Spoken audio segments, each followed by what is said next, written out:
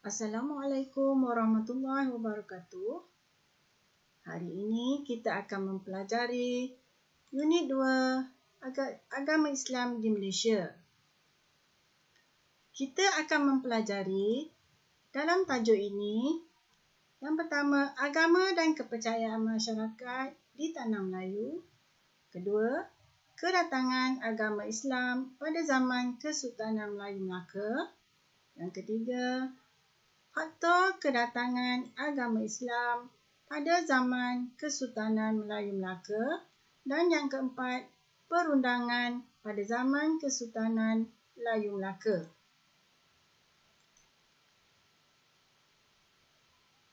Masyarakat di Tanah Melayu sudah mempunyai pegangan agama dan kepercayaan sejak dahulu lagi. Antaranya ialah animisme, Hindu, Buddha, Islam dan Kristian. Animisme, kepercayaan terawal masyarakat di Tanah Melayu.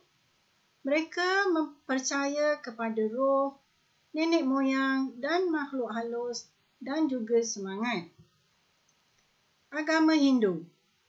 Agama Hindu dibawa ke Tanah Melayu melalui aktiviti perdagangan. Mereka percaya kepada kelahiran semula. Agama Buddha dibawa ke Tanah Melayu melalui aktiviti perdagangan. Mereka berpegang pada jalan 8 lapis mulia.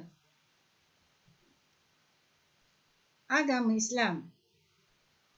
Agama Islam dibawa ke Tanah Melayu oleh golongan pedagang, pendakwah dan ulama. Kita wajib percaya kepada rukun iman dan rukun Islam. Agama Kristian. Agama Kristian wujud di Tanah Melayu setelah kedatangan penjajah Portugis. Mereka mempercayai Yesus sebagai anak Tuhan. Kedatangan agama Islam pada zaman Kesultanan Melayu Melaka. Penemuan batu bersurat di Terengganu dan Negeri Sembilan membuktikan kewujudan agama Islam di Tanah Melayu. Islam mula tersebar pada zaman Kesultanan Melayu Melaka. Buktinya adalah batu bersurat yang dijumpai di Sungai Teresat Kuala Berang dan juga batu bersurat yang ditemukan di Pengkalan Kempas Negeri Sembilan. Faktor kedatangan agama Islam pada zaman Kesultanan Melayu Melaka terbagi kepada 3 faktor. Yang pertama, peranan pedagang Islam. Pedagang Islam dari negara Arab dan India menyebarkan Islam melalui dakwah. Terdapat pedagang yang berkahwin dengan rakyat Melaka dan menyebarkan agama Islam kepada penduduk tempatan.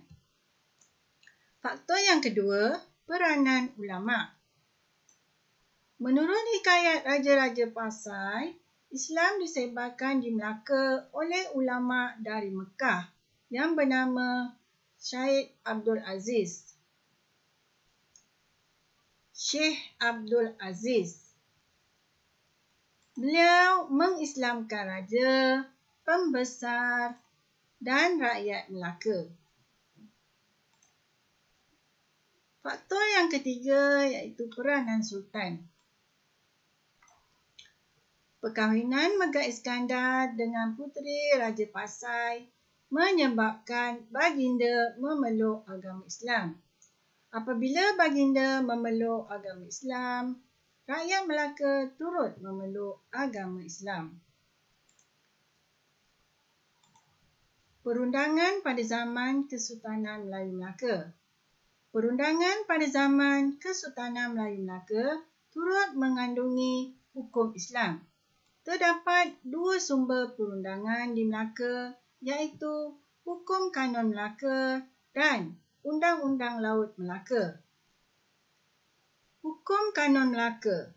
Yang pertama, Undang-undang ini mengandungi 44 pasal yang berkaitan dengan hak keistimewaan dan tanggungjawab raja serta pembesar. Hukum Islam yang terdapat dalam undang-undang ini berkaitan dengan hukuman terhadap kesalahan jenayah, urusan jual beli dan kekeluargaan. Undang-undang ini mewujudkan keamanan dan keselamatan rakyat di negeri Melaka. Yang kedua, Undang-Undang Laut Melaka. Undang-undang ini mengandungi 25 pasal yang berkaitan dengan peraturan di laut, tata cara berniaga dan berjual beli. Hukum Islam yang terdapat dalam undang-undang ini berkaitan dengan hukuman terhadap kesalahan jenayah. Undang-undang ini melancarkan aktiviti perdagangan dan memberikan keyakinan kepada pedagang yang datang ke Melaka. Kesimpulan. Hari ini kita telah mempelajari agama dan kepercayaan masyarakat di Tanah Melayu. Kedua, kedatangan agama Islam pada zaman Kesultanan Melayu Melaka. Yang ketiga, faktor kedatangan agama Islam pada zaman Kesultanan Melayu Melaka. Dan yang keempat, perundangan pada zaman Kesultanan Melayu Melaka. Sebagai latihan, yang pertama, nyatakan agama yang dianuti pada masyarakat di Tanah Melayu dalam peta aitin bulatan.